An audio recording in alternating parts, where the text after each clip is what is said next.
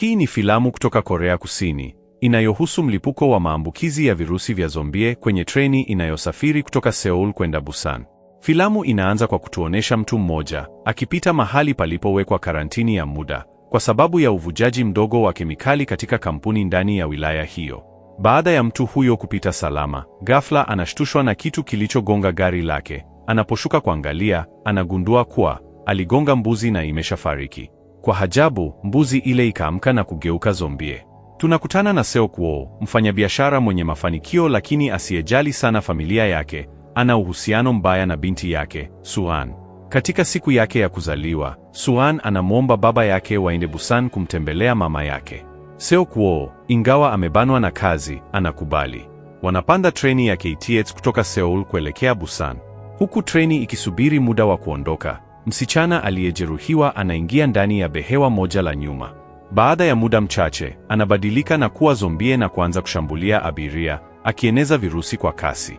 Janga linalozidi kuenea, virusi vinaenea haraka ndani ya treni, na abiria wengi wanageuka kuwa zombies. Seok-woo, Suan na abiria wachache wanajaribu kutafuta sehemu salama. Wanakutana na Sang-hwa, mtu jasiri mwenye moyo wa dhati, na mke wake mjamzito, Seong-kyong. Pia kuna timu ya wachezaji wa baseball, wakiwemo Yong-guk na mwenzake Jin-hae.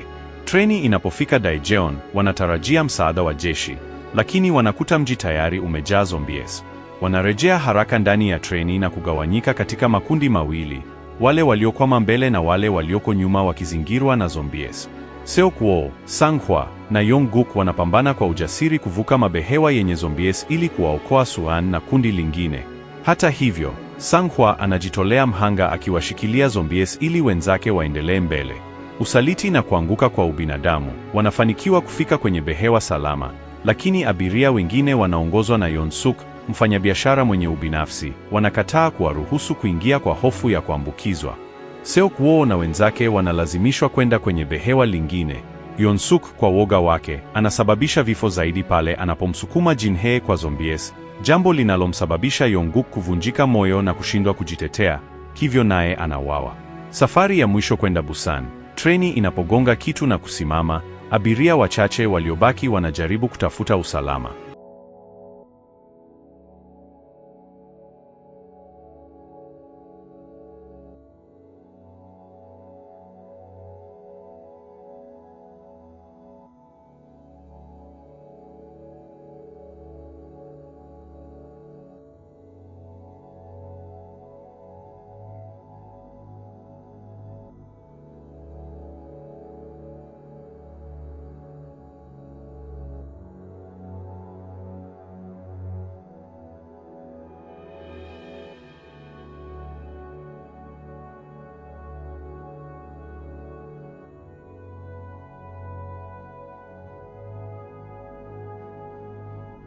Seok-woo, Suan na Seong-kyong wanapanda treni nyingine ndogo kuelekea Busan.